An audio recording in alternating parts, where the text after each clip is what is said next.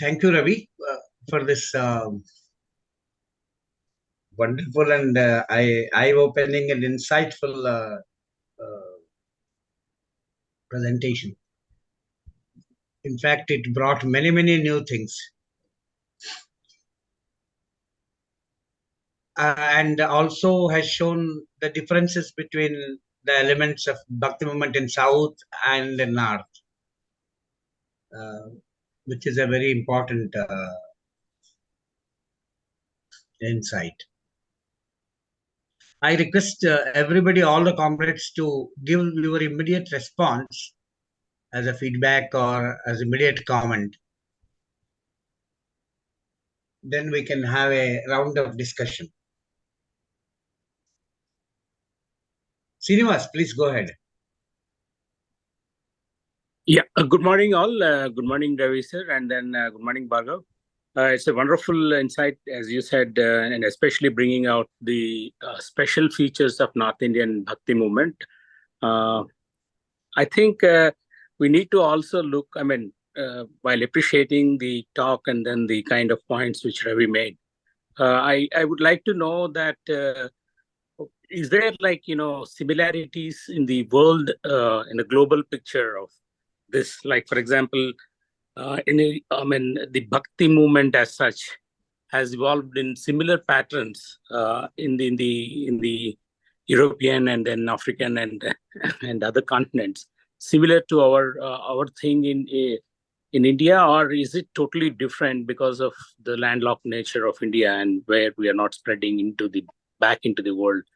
So does it made a big difference, or do we have similarities in the pattern? And then I think the problem why I'm asking is that despite the backwardness, despite the kind of religiosity that was spreading through the period which Ravi mentioned, there were also technological and scientific advances in other societies. Perhaps we have lacked in that. That difference should perhaps be highlighted. Why is it because of the rulers from outside India? Is it because of that fact, or is it something else that is unique to our society? Is what I'm just wondering about that. It's a very good question, and it's kind of that this is mostly what we will deal next month. But I will answer a little bit in this session too.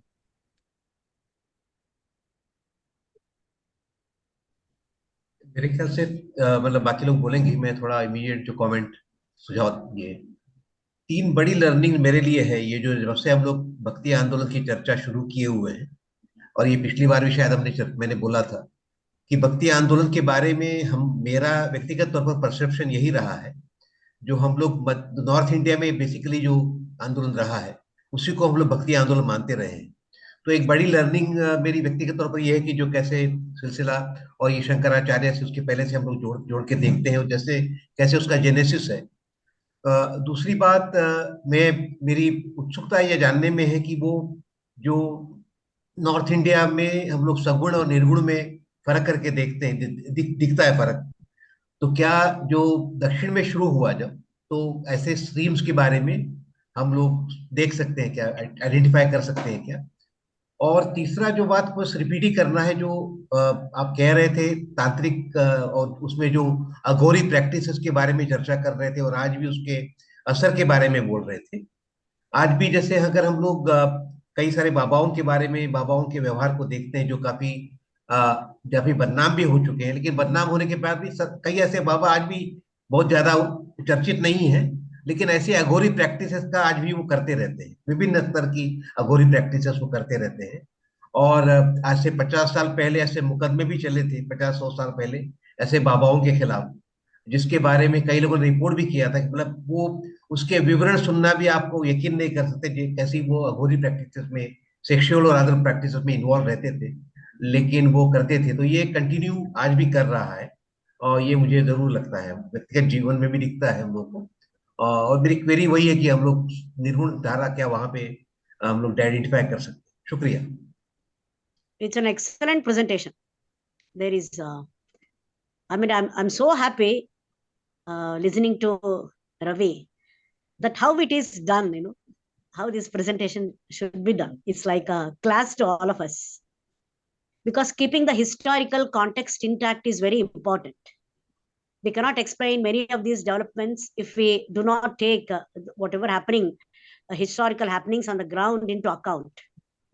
So bringing out the major historical developments and the periods of both progress and progress in terms of how political stability was achieved by larger empires, and the decline and the period of vulnerability, how those political instability, periods of political instability were causing various other developments, both socio-cultural developments on ground. It is very the context, keeping in context the historical developments, only then we will be able to understand what was happening on the ground in other spheres like cultural spheres. So presentation wise, it's excellent. You have made the entire, it's a very vast period of time, and with complex moments, historical moments were happening, but making sense of that period in just an hour or so is a very challenging task. But you have made it very successfully by using maps and the presentation. Everybody could follow so what was happening on the ground in different historical time periods. That's a very, very important thing I recognized. And many new things came up, how popular religion is influenced by various other streams which are happening in northern parts of India.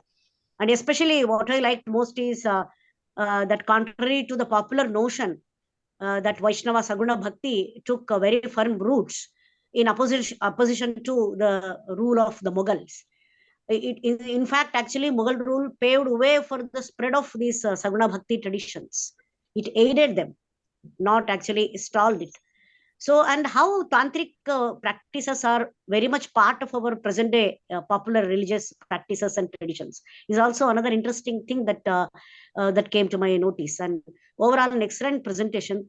And we can take it. It is the backdrop that we have to keep in mind to take our discussions further on this. So, I'm very happy and very pleased with this presentation. Congratulations. Regarding these tantric practices, whether these practices are unique to our country, India, these type of practices are there elsewhere in the world? If they are unique to our country, what is the basis for the emergence of these tantric practices? Okay. I mean, as others have also shared, it's an excellent presentation, especially that linking the political map and also the Bhakti and the emergence of Bhakti movement and its growth is kind of very thought-provoking. There are 2-3 things that which occur to me. One is that that Subhash Chandra's quote seemed to be the hypothesis for us to understand the Bhakti movement. I mean, in a way that it talks about how it enabled certain things like emergence of languages, etc., and what was the disabling aspect of Bhakti movement. So in that sense, that will be a frame, it looks like, to understand the Bhakti movement. And there are 2 things that which I'm still not very clear, that political stability and instability over a vast period of historical time, and it's linked with Bhakti movement as such. What are we saying? Probably I was not listening very intently during that, but what's the link and relationship is one thing. The other one is that at one level, Bhakti movement seemed to be it's a kind of a social-religious glue which emerged in a continent where a lot of differences are there, diversity is there. There is a weave that it has done in mobilizing people, and at the same time, how it kind of probably stopped social equality questions from taking a concrete shape. I'm kind of thinking about what it enabled and what it disabled, and its link with the larger political changes. It is very interesting to think about and also see the links in that. Thanks a lot. Parivartan had written a very important comment in the chat box. I hope everybody is seeing that. since we are trying to understand the various elements forming Indian society's consciousness, then can we ask the question, who did tantric tradition got hold into society? Why bodily pleasure became the focal point? How can we understand this question? I would like to share my small idea that I've heard, because I think it is all in the interplay of that a broad concept of Saguna and Nirguna. When we look at all religions, and especially in that movie, very famous movie, Ten Commandments, where Moses is trying to unify different populations under a bigger God. And also later on, we can see that the Islam is altogether becoming a Nirguna religion, as against Christianity, where everything is so idolatry. It is basically against idolatry. And it is saying that you don't imagine God, you don't pray God directly, you just think that He is there. So this Saguna, Nirguna, these categories are always there. And Saguna, usually it crystallizes the boundaries of religions, and Nirguna tries to go beyond it. I am only taking it as that simple idea. Later on, we can see that in Mughal period, the great emperor like Akbar is trying to really unify the entire population of his this idea only, the Nirguna idea, but that fails. So the same thing carries down to the grassroots of India, where it has been used to transcend the boundaries of castes. Here, the one or at least the upper echelons of caste prohibits the lower order. So it tries some kind of an amalgamation with the upper one. Through this idea of Nirguna, trying to make God Nirguna. So these two go hand in hand.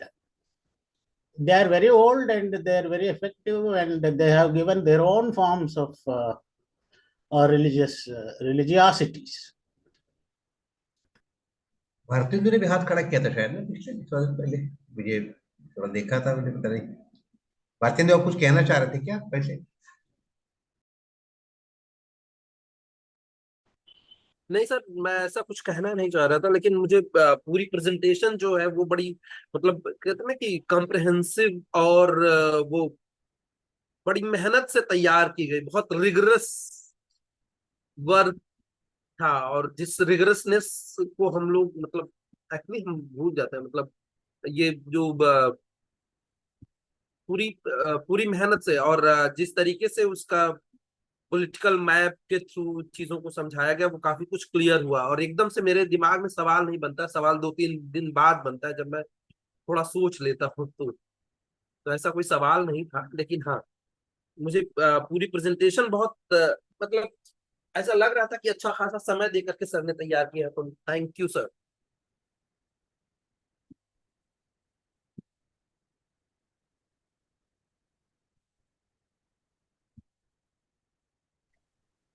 I would also raise a point of, no, I'm not interrupting anyone. Yes, so thanks a lot I learned quite a lot. One thing that always comes to my mind also, because I think I'm not a student of history, especially that of Indian history. And so, I'm probably also quite representative of my generation in that so, the first sort of natural question that somehow comes to my mind is, this kind of a broad classification or an abstract level classification of what Bhakti movement was, or as a movement. I was wondering how it was different from other movements. For instance, other movements that come to mind are at the global level is probably Enlightenment or the Age of Renaissance. I mean, these were also sort of movements that influenced politics, art, culture, consciousness, and all of this. So, and then I was wondering, as a movement, what differentiates Bhakti from other movements? Was it, I mean, could one say that there was not an intellectual sort of vanguard? There was not a, an attempt to distill the theory, but more an attempt to, percolate it within the masses, or how? I mean, which probably distinguishes it from enlightenment very much. And so, just as an abstract classification of movements that go into society, that diffuse into society, how where is Bhakti? Where should we see it? Yeah. Go ahead, keep on making the comments. I am listening, but I will just be a step away for. Yeah, am I audible now? Yeah. So one important aspect that we see, which is a little different in South India, Hindu mind or Hindu culture, or Hindu religious practices. Definitely, temple plays very important role as an institution, and there are specific texts which prescribe procedures to run temple institutions and religious practices, which are called Agama Shastras. They are in the classical tradition. But Bhakti tradition or temple tradition, rituals in temple, they are never against directly, at least directly against the tantric practices. For example, many tantric symbolism and tantric sadhanas, at least those who are acceptable, because in tantric practices, some of them are socially acceptable, some of them are not very socially acceptable. There are two different kinds. Those who are acceptable, for example, lots and lots of yogic practices are taken over by the tantrics. The way they want to activate the sushumna, and they want to attain the moksha in the form of releasing that yogic energy potential in the human body, and various yantras they employ to derive or attract those powers from nature, from outside, from the world, and want to bring that power into those through those yantras. Though they want to facilitate those powers to pass through those yantras, and so that they will be useful or they can be controlled by human beings. It's a kind of alchemy, alchemist principle. That because alchemy, we know that it's there is experimentation and there is observation, but at the same time there are occult beliefs and mystery involved. It's a kind of a, it itself is a chemistry of these two things, alchemy. So we see many tantric practices have that elements of alchemy, and those practices were there. In many Hindu temples, if you see all those tantric symbols of Mahakundalini, where a serpent is the great energy, Kundalini Shakti, is symbolized as a great Naga, great snake, sleeping with many spirals, and you have to unspiral it so that that energy will unfold. All those symbolism we can find in temples. And all the rangolis, which have their origin in tantric origin. For example, there are various yantras like Sri Yantra, the most famous one is Sri Yantra, is very much popular and very much there in all those deities, even in all the temples. So the yantric, various yantras, which are the core principle or core devices of tantric practices, were absorbed by temple tradition and even bhaktas, even in their own, while they are devotees of a certain personal gods, they never stop doing these things. So there is a amalgamation of these two things, and they are quite popular even today. Indian people, I agree to the first quote.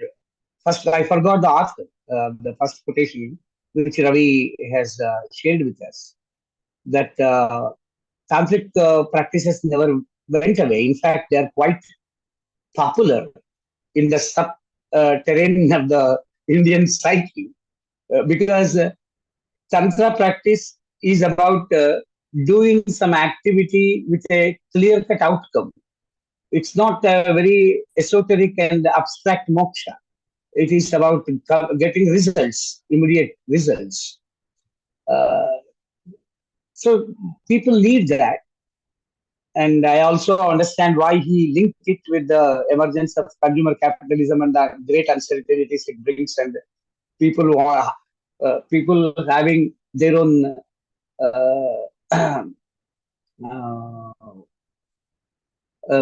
using these various tantric practices to achieve immediate goals in their own economic and other activities. So they bring they want to rely on those things. Even Jyotisha, for example, is astrology. We all know how powerful it is. Even industrialists, in many modern economic players, they are not free from it. In fact, they rely so greatly on those practices to achieve eminently modern economic goals. Even to the extent that, for example, in many Telugu business people even make Tirupati Balaji as one partner of their partnership firms, seriously, legally, so that he will take care of the bad things that may encounter in the market, and when they get profit, they give a share to Tirupati Balaji. So making God as partner in the business is very much tantric notion, in the sense that it's not bhakti notion. So these tantric rituals never have gone away. And, for example, even 40, 50 years ago also, when modern medicine is not that accessible, especially in the countryside, and people largely relied on these tantrics, various kinds, to deal with diseases and to deal with various hardships they faced. That still is there. In India, that is still there. Broadly, their connection with a god and their devotion to that god, that bhakti aspect is there. And to solve the problems, some kind of yantra tantra, depending on yantra tantra, is very much there. These two things actually compose the Indian mind, common Indian mind.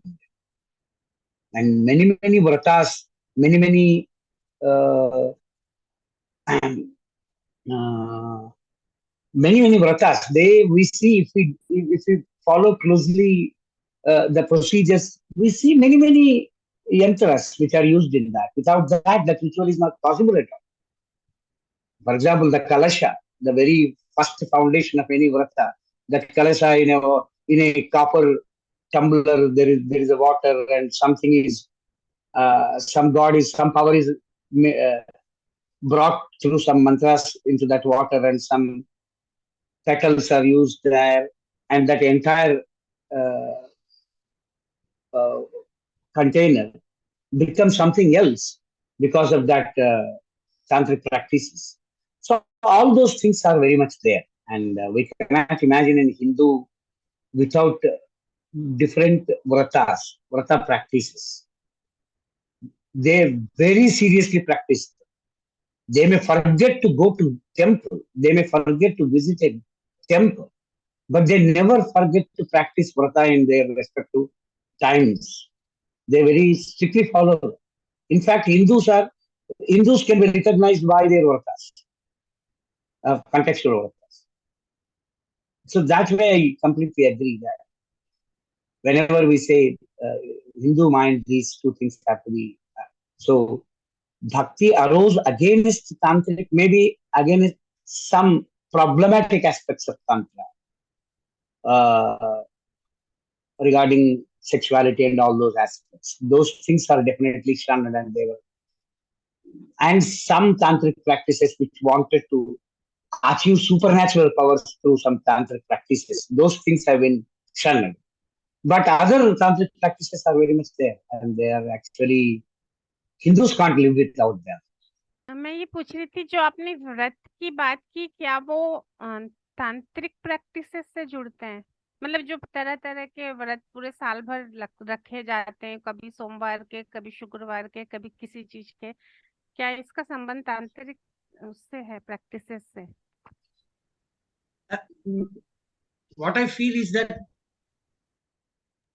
what I am saying is that in many vratas, if we closely follow actual procedures, actual steps, we can see many traces of the previous tantric things. That's what I'm saying. By nature, vratas are to achieve a particular end. They are not philosophical. They are not abstract. They are very concrete. They want to achieve a concrete result.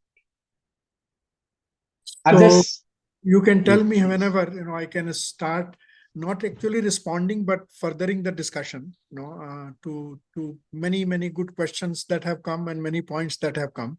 But if there are further comments, go on. I mean, I can summarize things.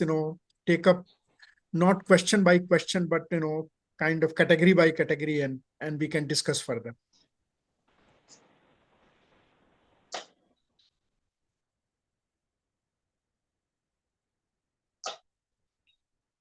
Ravi, maybe you can start one round of response, and then we can see comments. So let me say, make and add a few more comments in the light of very good questions that have come. As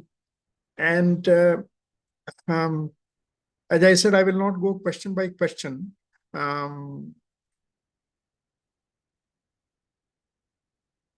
But I hope it will cover, and remind me if some important part I am forgetting. Let me first take up the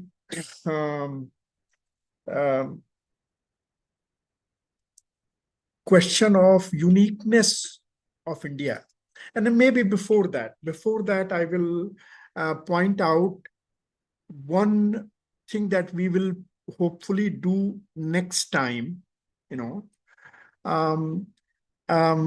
is how to fix one's attitude towards a different aspect of the bhakti scenario that we are talking about. And I will take one example. You see, just now we were discussing, Bhargav was mentioning this transactional instrumentalist aspect of many Indian religions, many streams of Hinduism. Transactional means, you demand, or you ask, or you please the gods to do something for you.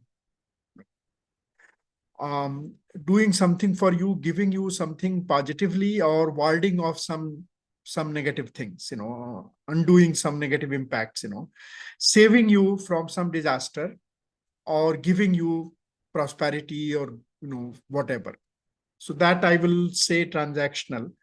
And instrumental, is part of that, that then if some guru, some sect, some religion, religious practice prescribes that if you do this, that will result in that, that kind of instrumentality. So to achieve what you want through certain rituals or other religious practices.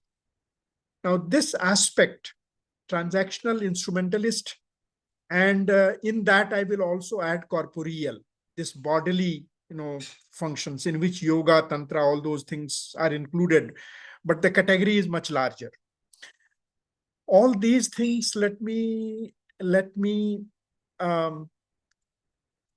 coin let me put that in a category which I don't have a term for it, but for now, just informally, let me call it, mundane religiosity. Mundane means this worldly.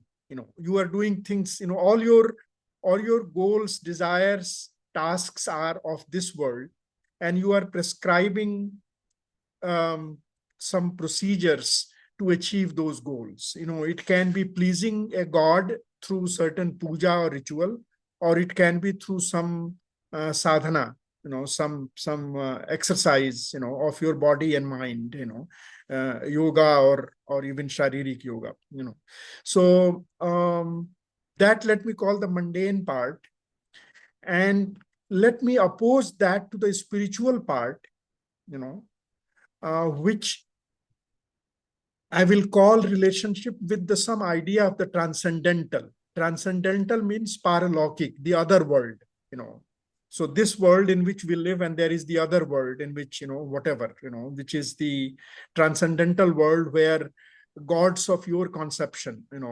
gods like ourselves or gods more abstract, it is their real, Now, one broad division we can make all across the world about all religions, and no religion has one characteristic.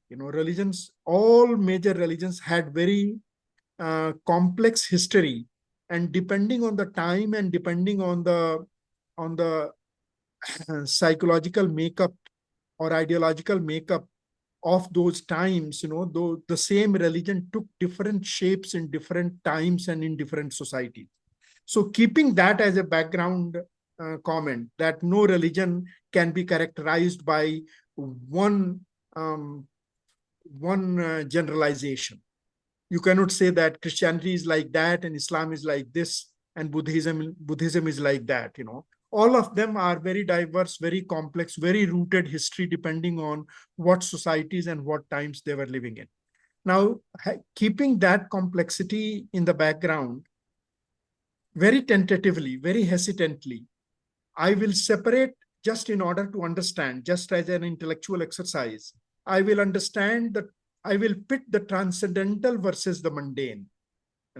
Transcendental is more spiritual, more theological, talks about God and the other world as if there is that other world and it has a definite character and definite rules and laws to go by, as opposed to this world, which has its own makeup and its own laws and its own, materiality, so to speak, to go by. The question I will ask is that, can you give an example of a large religion or any specific example, social example of any religion? What kind of mix you have in that religion of the transcendentality and mundanity? The transcendental character, spiritual transcendental character versus the mundane character, And then this discussion is very important because it helps you fix your attitude. Generally, the attitude has been, for a very good reason, I am not rejecting that, for a very good reason, religions have been criticized for their being idealists, talking about spirituality, God, and so on, whereas world is material, we are material, and our life is founded on materiality. So all materialist philosophies tend to criticize spirituality as hocus pocus, as some kind of ideological deception through which people are fooled.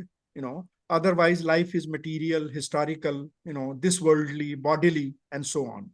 If you go by that traditional conflict between idealism and materialism, then we will all side with the mundane category more than with the transcendental category. And that is, that has been the case with a lot of left, with Marxist, as well as with a lot of social movements of various kind, and that of post modern era social movements and so on, where bodily practices, where psychological states of mind, where improving the psychological state or bodily fitness or self-esteem, or whatever you call it, all the psychological state as well as the physical state, doing good to that is something desirable, and some reliance on some kind of ethics and proper behavior and high culture coming out of spirituality and transcendentality, that is looked with suspicion, or that is criticized, whereas the bodily, instrumental, transactional, mundane part, if it helps us in this life, relatively speaking, that is preferred. I'm not saying everybody takes that attitude, but I am just posing these very stark contrasts in order to understand. Now, let me bring in another category, which is some philosopher called Karl Jaspers came up with, and a lot of anthropologists, many anthropologists have adopted that. That term is axial civilizations, which we will discuss hopefully more next time. Axial civilization, the concept of axiality, was propounded by the existentialist philosopher Karl Jaspers in relation to the first millennium before Christ. He propounded that between 800 BC and 200 BC, in many large civilizations, India, China, and Greece being the major ones, major examples, there was many prophets, acharyas, philosophers, religious leaders, charismatic religious leaders emerged in those 500 years between 8th century and 3rd century BC, who propounded for the first time, more or less, the existence of a transcendental world, and tried to derive ethics and norms for this mundane world based on that transcendental world. And there were many features of that this was a kind of elitist idea. There were prophets or charismatic leaders who had access to truth and somehow got that insight and then brought that truth to the masses, to the people. The generic or significant example being that of Moses bringing the 10 commandments from the mount where he met God, and so on. So that elite, prophet, leader-based idea of the transcendent, on the basis of which you try to reorder the mundane world. That was the elitist idea, and that is what was kind of identified and even lauded as a new revolution, new ideological revolution. This is spiritual revolution, or this transcendental revolution, and this dependent on charismatic leaders, and so on, and abstract ideas. Compared, why was this identified? This was identified because actual practice of humanity in distant antiquity, in distant past, was that religion was nearly impossible. A small scale grassroots religion was nearly impossible to recognize as religion. It was part of life. It was a belief system, and it was practice, and it was rituals, but there was no distillation of ideas, no philosophization, no separate codes deriving from certain philosophies, and it may have the wise man of the community, that concept may be there, but that wise man, was just, wise in the sense of knowing those rituals or those practices better than others. There was no transcendental philosophy. There was no other world. There was no other God. That religion or those practices or those beliefs were inextricably part of life as it was lived.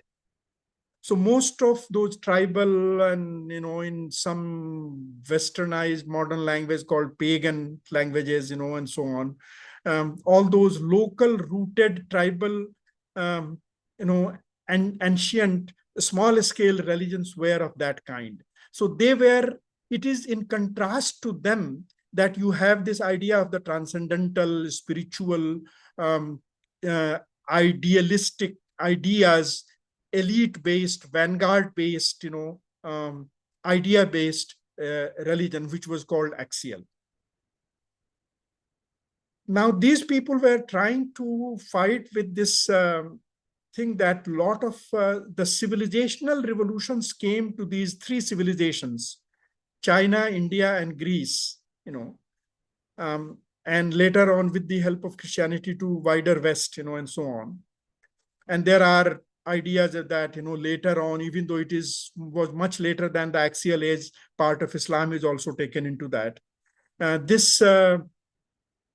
These are contrasted by the local rooted small religions, which were part of life. So axiality versus these lived religions, so to speak. So the axials were more intellectual and so on. Now the reason I am making this contrast is it seems to me, my feeling is that you have to fix an attitude, or everybody has, maybe unarticulated attitude to these things. People who will, as I said, people who are suspicious of ideas and spiritualities and abstractness and vanguards and leaders and elites and prophets. They will promote this new age postmodern kind of religions where you feel the spirituality in your body, and you live, your beliefs, and you live, you are epitome. You are living example of your religion. There are no philosophies and textbooks of those religions to be written, and the practices of life are not to be referred to some kind of transcendental, paralaukic other world, which becomes the model of this world.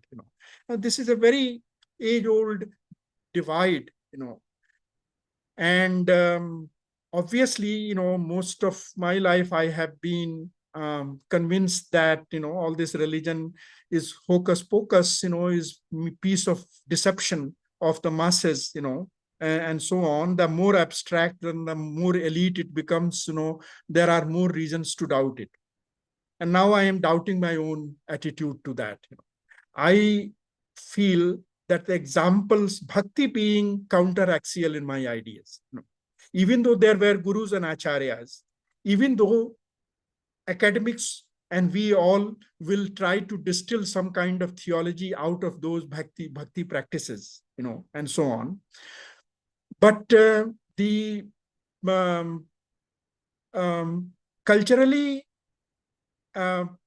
problematic, again, it's a position I am taking, it can be challenged, but, my sensibility, my cultural sensibility is such that I will find Aghori practices abhorrent, that I find the practices of many Babas abhorrent, and completely unacceptable. I find, these Babas posing as healers, as very dangerous. And as I will find these tantrics and Babas curing people of sexual dysfunctions, very abhorrent. I do not know whether they are useful or not, but, it doesn't appeal to my cultural taste and my intellectual attitude.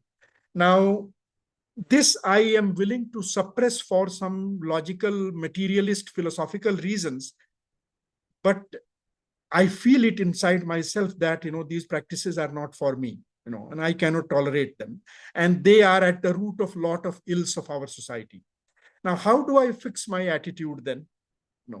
That I have arguments which say that material ways of life are far more preferable to spiritual mumbo jumbo, and intellectual deceptions. That is something that we often take, and yet I see that no society carries itself to higher accomplishments and better life just based on those counter-axial, material, bodily, corporeal, mystical, occult practices. Now, all these occult practices, all these lived experiences of religion, do we have to go into the genealogy of all that? How did they originate, and how were they suppressed by power in the Foucauldian style, in the style of Michel Foucault, and do we excavate, the way these margins were suppressed by the emergent mainstream of modernity, and how modernity just did violence to all these local, counter-axial lived experience streams of religious experience and life. I am very doubtful whether Foucault can help us, or this kind of excavation and valuation, valuing these lived experience, mundane, corporeal, occult models of religion and religious life is going to help us in building a new society. Now, often the technology that, intellectual technology that is adopted is that you point out the violence and suppression and, and injustice modernity has done to life in the colonies, life in the third world, life among the tribal communities, life in the forests, life in the small communities. So the violence that colonialism did, and through that modernity did to all these, thousands of different ways of life, that is pointed out to bring out how modernity, which is another form of axiality, axiality was there, 3,000 years ago or 2,500 years ago, and modern day, axiality, something resembling axiality is modernity, So modernity is denounced, and then all these, excuse me for using this word, tribalistic kind of, local kind of religious experiences and ways of life, then they are taken only as one who were suppressed, oppressed, one who suffered, and one has to find some wisdom in them. One has to look at what wisdom did they have, why did they survive for so long. That's an attitude. That's that attitude. So number one, the regular standard dogmatic Marxist attitude, as well as the postmodern fashionable, attitude of valorizing all the small scale ancient processes and experiences which were eliminated or suppressed by onslaught of capitalist modernity, and march of so-called science. They will say so-called science, I call it science, and so on. I cannot digest that. I have to live in a society. I have to make changes to a society. I have to dream of a future society. And how do I dream of a society which is based on 1,000 different, occult, magical, superstitious, practices of life, and just say that, oh, that is their faith. They have a right to their faith. But this is not faith. This is social practice that is affecting the structure of a society. So one part, I will go on and on, on this. But you see how one fine tunes or changes one's attitude to these age-old debates, And I am veering towards taking sides with axiality and modernity. Axiality in the ancient era and modernity now, rather than these corporeal lived experience, occultist, yogic, tantric, all admixed, and so on. So this is one part, the reason, this is a big debate and big question. We will go through all our lives, but this is fixing our attitude to modernity and fixing our attitude to live experienced of small communities which have lived with those faiths and practices for thousands of years. So without doing violence, what can you do? Without suppressing any ideas and way of life, what can you do? Still you have to choose a way of life for yourself. Which one will you choose? So it is a separate matter how the lived experiences are suppressed or small communities are suppressed, or eliminated, that there you can have, debate about how they should be dealt with, but you are choosing a life for yourself. And if you are authentic to yourself, you will choose an attitude, in this question. Now, second part, yeah. Srinivas ne haath uthaya hai. Srinivas, go ahead, if you want to say something. Yes, sir. Yeah, I just want to ask that, the endogamy in the caste system and the Bhakti movement are parallelly emerged, it appears, because the kind of timelines at the early Bhakti movement and then the classical period and the endogamy caste system. I'm not saying per se caste system, but the caste system, endogamy in the caste system, both have originated together. So although, as you're pointing out, that Bhakti movement has opposed the caste system and then the Brahmanical hegemony, but then I feel that there is this cohabitation between the Bhakti movement and the caste system together for millennia, and then one propelled each and then each other, and then there is a kind of co-living and climbing the co-evolutionary ladder, like sort of thing. So I'm critical about the point that Bhakti movement, in a sense, is opposite to caste system, at least the endogamy part of the caste system. It's a very good point, and I totally agree with what you say, and that is what I have pointed out in another way with the hegemony of the Saguna Bhakti movement, which was largely pioneered and led by Brahmin acharyas and the Saguna Bhakti poets, which were close to which were not that reformist or revolutionary as some of the Nirguna Bhakti poets. So Bhakti movement was very diverse, and whatever is given as an example of socially progressive role of Bhakti movement, like many of the Nirguna poets, or in South, people like, many Bhakti poets like Basava and others in Kannada, for example. In North, the experience has been that they have been rendered toothless. So the socially reformist or revolutionary part of Bhakti movement, which is largely the Nirguna Bhakti movement, they survive only as a small sect. What dominates in North is the Saguna Bhakti movement, whose biggest icon is Tulsidas and his Ramcharitmanas and Ram Katha and Ram Bhakti, which Hindutva relies on today. That is the dominant part, and that has no problem with the Brahminical Varnashram Vyavastha or the age-old caste system, including the endogamy, which reproduces the caste identity and caste system, perpetually. So this I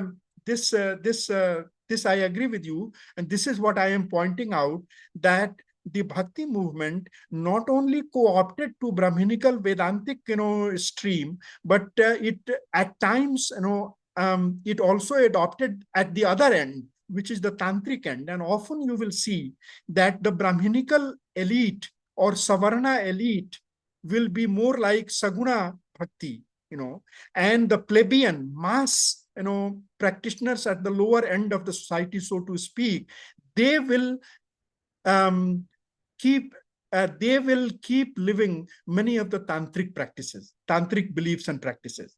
So Tantrism lives at the mass end, and Brahminism lives at the Savarna end. Both the forms are incorporated and amalgamated, in the Bhakti movement, and the mainstream is such that it doesn't have any problem with Brahminical Varna Vyavastha at one end and tantric problematic practices and hocus pocus, at the mass end. Both the things survive. So Bhakti movement has very problematic consequences and very problematic end. No one should today see at Bhakti movement as any kind of movement that can liberate the masses from Brahminical order, or that can liberate the masses from tantric malpractices. Bhakti movement has, it is a problem that Bhakti movement has such large influence in society, and North Indian mind is constructed by Bhakti movement. That is not a solution. That is a big problem of our society. And what to do about it is a big problem. And we are facing that in politics, in daily social life, and so on. This discussion opens up many, many important aspects that has to be deeply pondered, as already discussion is pointing out. For example, I feel that we need to understand the peculiarity of the peculiar history, at least, of the axiality of Indian case. Why in Chinese case and Greco-Roman case we have, there is definitely a distinct, there are very different in both the cases. What happened to the Indian axial civilization, and what is the path it has taken and how it ended up here, is one important aspect we need to understand the historical past of India. And maybe there are answers hidden there. When we probe deeply that part, maybe there are answers hidden there why modernity is encountering the kind of difficulties it is encountering today. Because modernity is also another kind of a axiality. And also, we need to unpack this axiality also. Because everywhere local communities throw up local leaders with a lot of experience and wisdom, and who are in a position to develop some kind of a common sense as a guide to people, some worldviews, local worldviews. In some time in the development of those societies, some philosophical thinking, some high-end reflection starts, and which triggers axiality. Some abstract thinking starts, which is not directly connected to the mundane life, day-to-day life, immediate needs or survival needs of that community. It goes beyond that, which is the transcendence, which I understand transcendence in that sense. It transcends immediate needs, immediate survival needs of the community, or its immediate belief system, and it dares to think out of the box of that community, a comfortable box in which that community is sitting, and it dares to think out of the box. And then it triggers a new process, altogether new process, and it opens up new vistas and new insights. And then those new ideas and new insights starts picking up, dragging those old communities from their old worldviews and old life forms and old lifestyles, and takes them into a new path. That's how, for example, I am trying to understand myself, this suddenly what happens, and this axiality, how suddenly a great new vista opens up before the localized thinking and localized solutions and all that. So we need to understand what happened in Greco-Roman case and Chinese case, and what happened in Indian case. And those great intellectual elite philosophers are those religious theologians in India. What happened to them? That at least that tribe, what happened to that tribe, and what has become of them? And because nobody will suddenly disappear. The intellectual tradition, the great intellectual tradition that was there in that period in India, it cannot suddenly evaporate. Either it must have been suppressed, or it must have been transformed into something else. So these details we need to understand, not only to understand the past, but also to understand the problems of modernity in India. Maybe next session, definitely Ravi is going to deal on that, those aspects, and we will come to our current scenario also, and also which also paves way for our developing a better understanding about our future possibilities, not only the present predicament. also about deeper understanding about our future possibilities. Sinha. Yeah, I totally agree with Ravi that the modern Hindutva has deep roots in the Tulsi's Ram. So there is absolutely, I mean, we have a clear-cut evidence for what has happened, what has transpired, and then what resulted in. So there is absolutely no doubt. So that was the dominant thing. So if you look at from that point of view, that if we consider present is the result of past, so if that is the case, then do we think that the foundations laid for this Bhakti movement in the Puranic aspects of the 5th century BCE or some such thing? I mean, do we think that is the most important deviation from the Brahmanical scribes?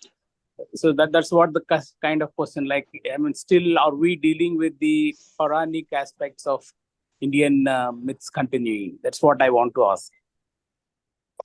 Yeah, I think that once again is a good question, because you see what has happened. Again, I am just loud thinking from the top of my head. What has happened in the entire 1000 or more years of Bhakti movement is that those elements which have their roots in the classical Brahminical era and in the, including the Puranic elements and Vedantic philosophy and so on, Bhakti became a vehicle to take those ideologies to the masses. And there were other ideologies too that other streams or efforts or saints of Bhakti were trying to do, which, for example, under the influence of earlier the tribalistic religions, or later, under the influence of religions that came from outside, whether Christianity or Islam and so on, and especially Sufi elements. The elements that challenged the Indian hierarchical ethos, these Puranic Saguna Bhakti never challenged the Varnashram system and the Indian social order, directly. It occasionally, meekly and mildly, it suggested that don't practice very hard forms of untouchability and caste oppression, and God is for the Shudras also, and Shudras also can have access to God through Bhakti. The Gyan Marg is not open to them. And Karma Marg, which is based on the karmas of individuals according to the Varna in which they are born. So that is implicit in, that conservatism is there in the Karma Marg. Bhakti Marg is the only one which to some extent loosens that iron grip of Varna Vyavastha and caste system. Despite that, it never challenged that, and whoever challenged, whether taking inspiration from the pre-Aryan, so to speak, or pre-Sanskritic, small scale religions, or larger religions that came from outside Islam and Christianity. And that resulted in streams of Nirguna or social reformer saint poets who directly criticized the caste system. They could not, even though they were in the interest of vast majority of Indian society, and yet they did not take roots, at the ground level in the Indian society.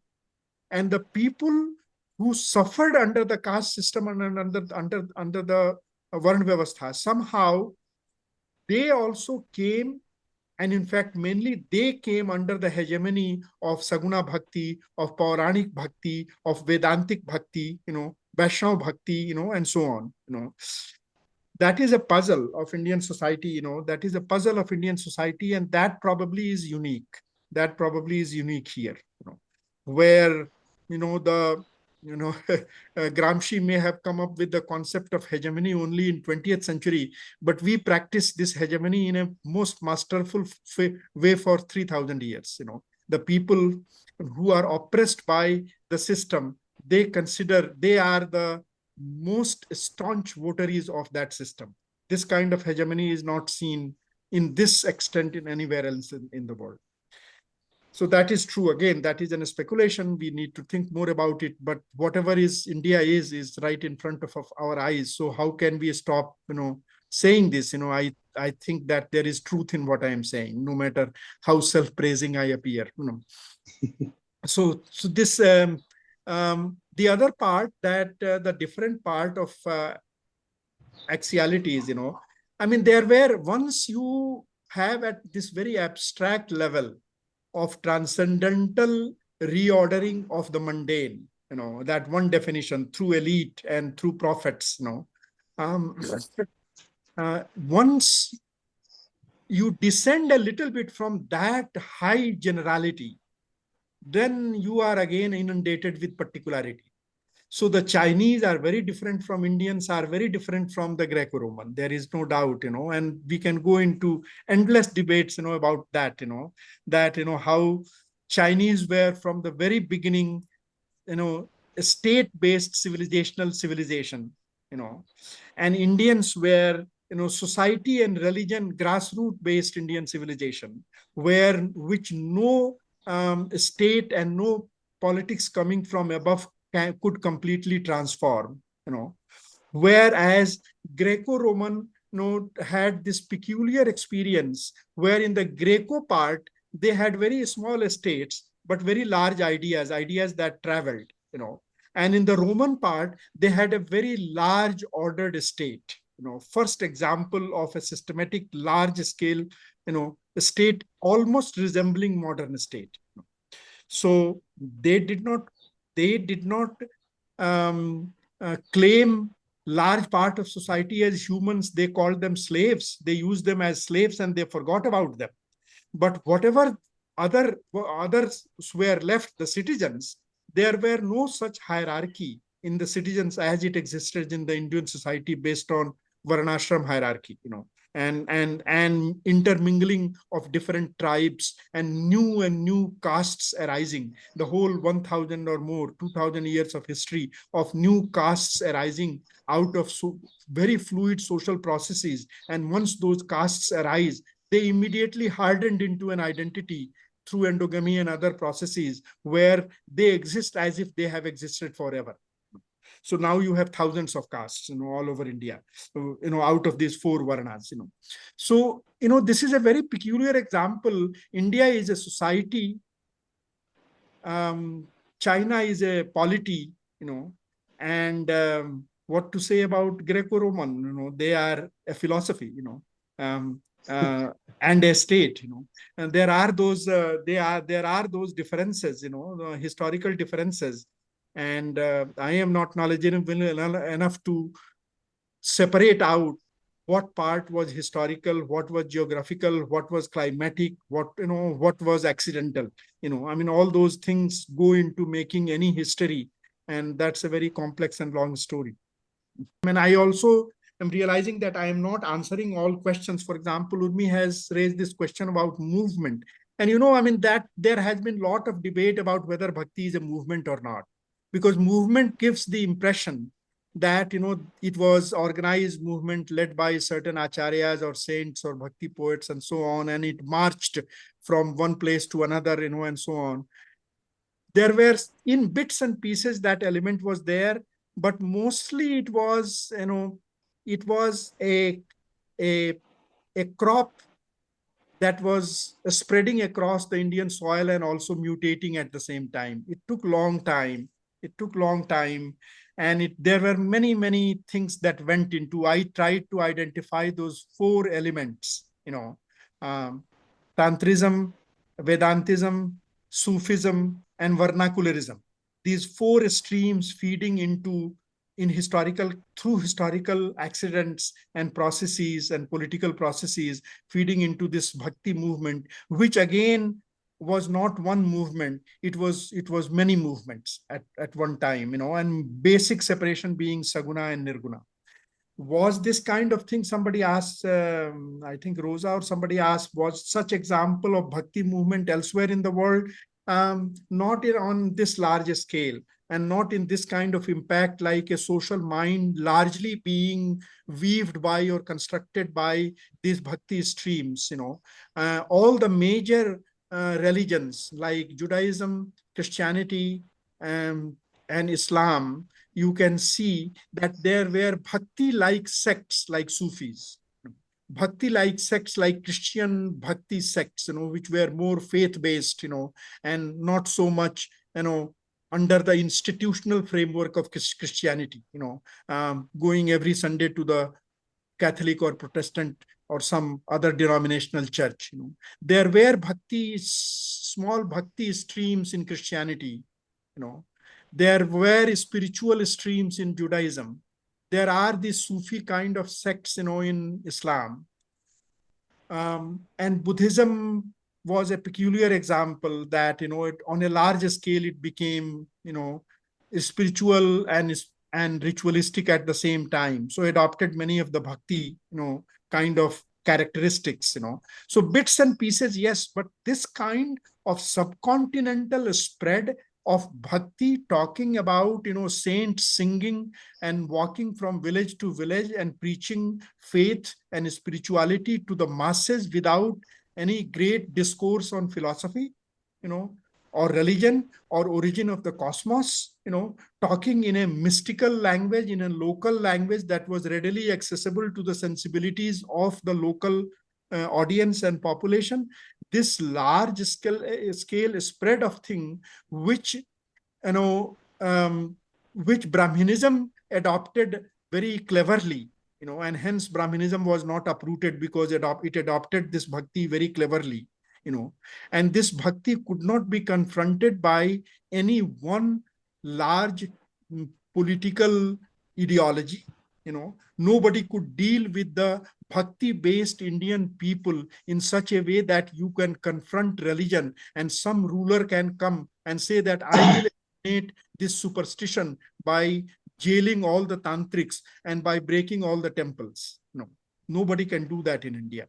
Nobody can do that in India. No. I don't know for how long to come. So this, I will not get into, I am speaking to a small group, so I cannot be taken to courts by sounding as if it should be done, as if temples should be broken and tantrics should be jailed and babas should be jailed. You know what I am saying. I am not proposing to jail anybody or break anything, and yet, there is a problem in our society. This is very unique to India. Why this is so much in India and not so much? Only society I have partly seen with my own eyes is the Tanzanian society, where I spent a few months, and there in Africa, I got the sense that despite being largely Christian or Muslim now, they are under the great spell of tantric kind of superstition, and medieval kind of healers based on tantrism are very mainstream in many African countries and societies. Now that is another topic to deal with, So in some ways, Africa is more modern than Bhakti India, and yet in another ways it is, So compared to Bhakti, they are modern. But compared to, if we compare ourselves, our Bhakti with their tantrism, they are more backward. Everywhere there is a very complex story to tell. But having said that, Bhakti, which stands opposed to Brahminism and yet adopted by Brahminism, Bhakti, which stands opposed to Tantrism and yet Tantrism is co-opted into it, this kind of co-option mechanism, large-scale co-option mechanism, and a great amalgamation of contradictory streams, spreading across the country and in the society that exists today, that is very unique to India, very, very unique to India. For what reasons, I don't know. One more thing I shouldn't forget. Harita asked about how am I linking the political stability part with the, ebb and flow of Bhakti movement, And that again is a very large scale observation, easily contestable, easily contestable. All I am saying is, and you can already read my implicit attitude, in a way, large scale political stability of an empire, at least the way we come to read history, is the period in which cosmopolitan high culture survives and sustained and develops. And whenever that high empire kind of political stability is not there, then the plebeian mass culture takes over. And when the mass culture takes over, even kings, succumb to mass culture and go to the tantrics, to be initiated into their tantrism. There are numerous examples of that, numerous enough so that, the Nirbij Diksha, that whole thing developed, right in front of your eyes, in the, in the 7th to 11th century, in the tantric practices, in order to incorporate that royal market. Royal market was large enough. There were many kings and feudal lords, they all were aspiring for legitimacy, and they were all superstitious enough to have a son to carry the lineage or whatever, for whatever reasons, So you see in front of your eyes, the market, royal market of tantrism,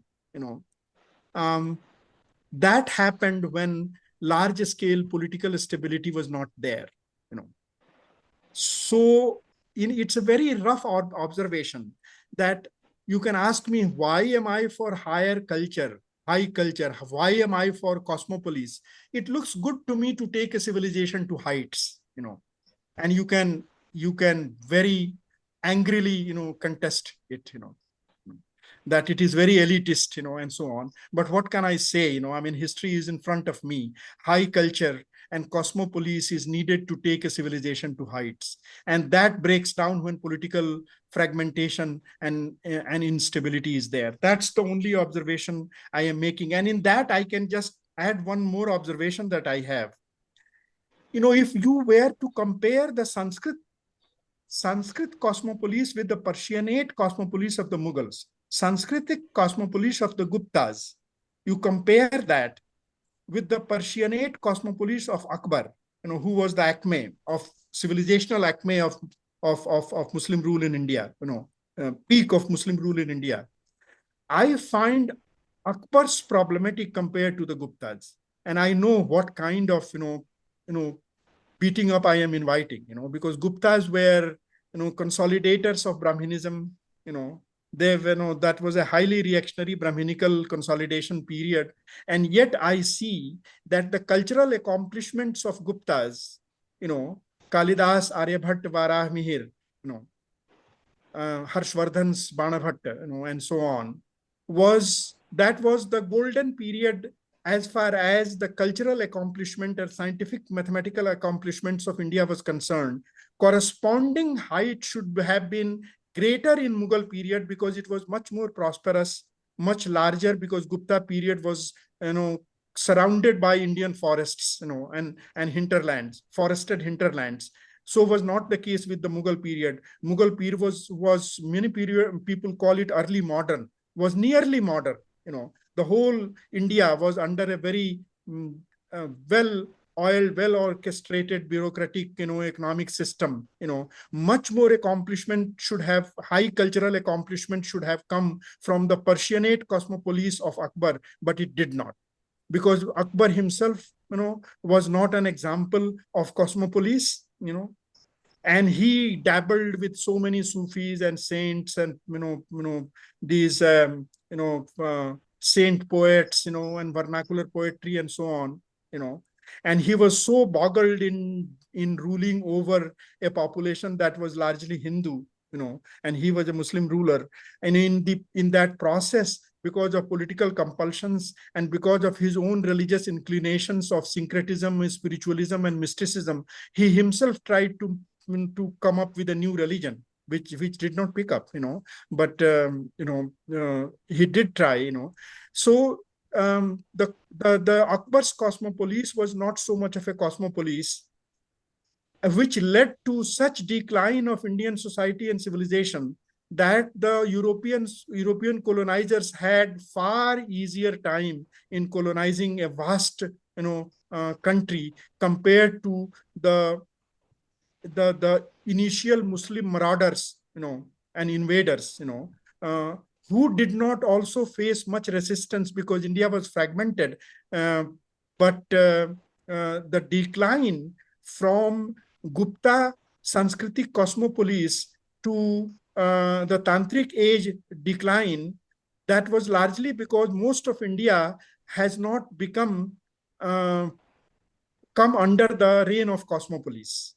Whereas if Persianate cosmopolis of Akbar, if that was successful in being a cosmopolis, it had a ready-made India. All of India was accessible to it in terms of resources and people, to garner far higher cultural scientific accomplishments. So that way, Akbar's greatness, gets mellowed, gets diluted by this little fact, which is not a little fact. If you compare Sanskritic cosmopolis with hybrid Persianate cosmopolis, Sanskritic cosmopolis of the classical era was far more successful as a elite, successful high culture and high, civilization.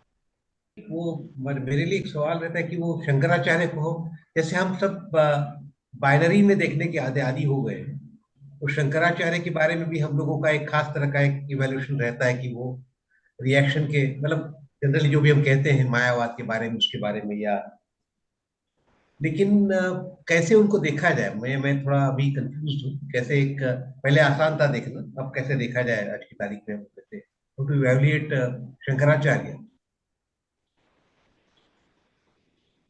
Jokes apart, Shankaracharya is seen in somewhat positive light because he came up with the Bhakti Marg too, and he came up with elements of Buddhism. But he is seen as a reactionary because his effort was to safeguard classical Brahminical Hinduism against Tantrism, against yogis, against the plebeian mass forms of religiosity, which was very much different and against, that classical Brahminical order. So he was conservative in that sense. But in order to win the fight, even Shankaracharya had to find a way to go to the masses. And Bhakti Marg was the road through which he can take his ideas to the masses. Let us, in that case, let's meet in the next month. That is okay. Yes. Bye. Thank you, Ravi. Thank you. Thank you, Prabhu. Thank you.